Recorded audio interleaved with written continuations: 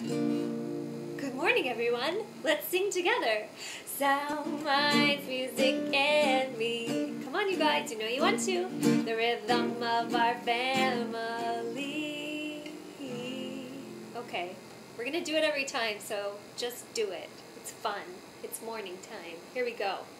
So here's part 2. I think I'm going to stop saying the parts because you can listen to this anytime. First, let's talk about how amazing this cat dress is. There are kittens on my dress, so I'm glad we talked about that. Okay, so music helps in many ways, surprise, surprise, for childhood development. So today, we're going to talk about a really important one called language. It's how we talk, it's how we read. It's very important. So, language and literacy skills. If you ask anybody, hey, what area of development do you think music impacts the most?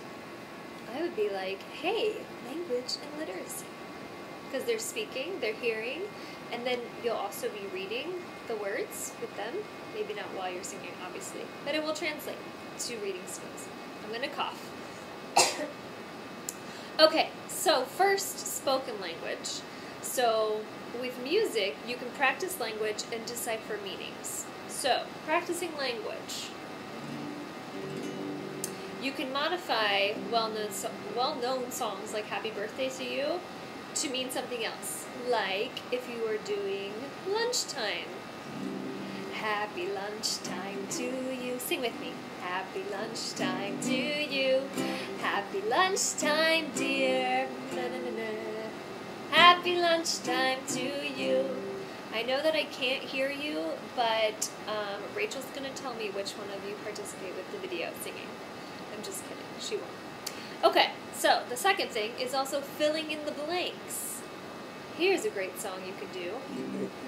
Let's say you're playing at home with your child, and there is a stuffed frog, and a stuffed bear, and a stuffed mouse, whatever stuffed animals you have. Take it, put it on your kid's head, or put it on your head, and say, Mommy's got a pig on her head, a pig on her head, a pig on her head. Mommy's got a pig on her head, what's it doing up there? So, we're going to take out the word pig. That's going to be a blank that they're going to fill in, hopefully. So, Mommy's got a... What's on Mom's head? A pig! Pig on her head. And then don't forget, every time they do something right, you freak out with excitement. Like, oh my gosh, yay! Because they'll learn that over time. They get approval from you when they do something that's a positive behavior. So, side note. Okay. Next up is dual language learning. So music experience in the primary language, which most of you, as far as I know, is Espanol.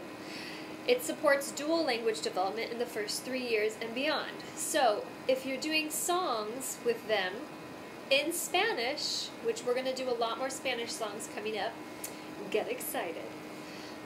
It promotes dual language learning because they are speaking Spanish at home and singing in Spanish.